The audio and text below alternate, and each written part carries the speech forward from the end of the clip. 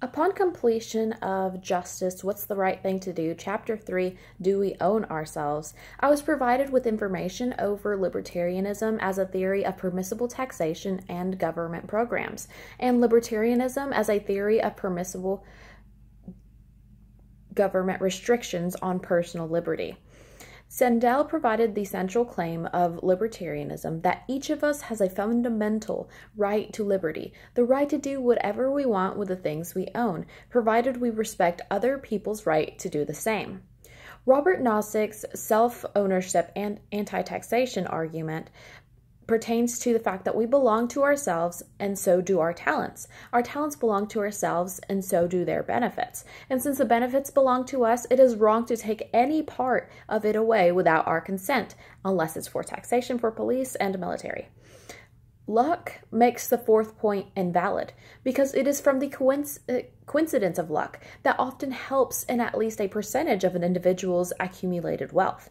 If everyone would have been born with the same level of intelligence, attractive looks, healthy, unflawed limbs, same family income, same time period, then there wouldn't be a reason why we wouldn't be entitled to 100% of our income. We all started out the same, all had 24 hours in a day. But this is indeed not the case. Take, for example, individuals who are born with defects or with the inability to walk.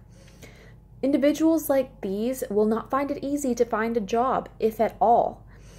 They are in need of the wealthy's taxes in order to survive. If the poor were not provided with government assistance, they would find themselves having to steal for food or other necessities, something that could have been prevented. Nozick's Wilt Chamberlain, Michael Jordan, or LeBron James anti-egalitarian argument,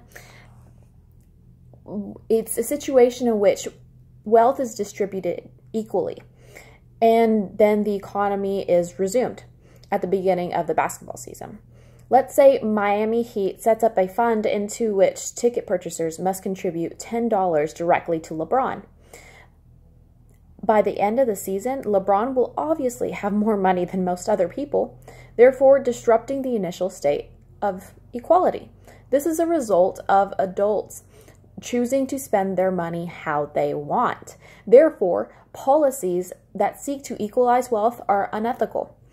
I believe that if there were a way to distinguish between those who provided directly to LeBron and those who did not, those who did do not have a claim to his earnings because they chose to give up the $10 in the first place.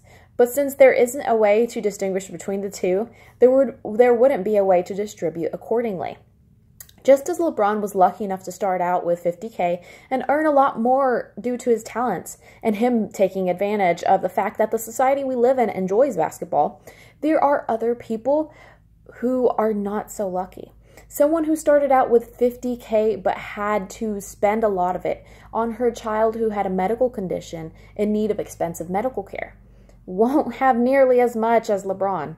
LeBron doesn't deserve his basketball playing abilities, and the woman doesn't deserve to have an unhealthy child. Both of their undeserved features greatly impacted their performance.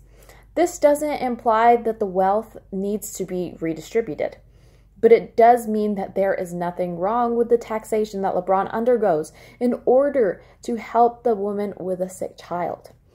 The case of consensual cannibalism does a good job of demonstrating the libertarian theory of permissible government restrictions on personal liberty. The case itself was pretty bizarre, although the conclusion it brought was shockingly extreme. If the libertarian claim is right, banning consensual cannibalism is unjust because we own our bodies and lives. It's our right to choose what to do with them.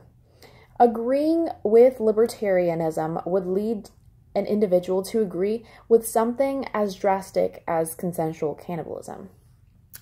The libertarian policy of no taxation without consent would also suggest no public anything except for police and military, meaning there would be no public roads or schools. The consumption of drugs and the acquiring of the services of a prostitute would also be legalized due to consenting adults having the liberty to make their own decisions.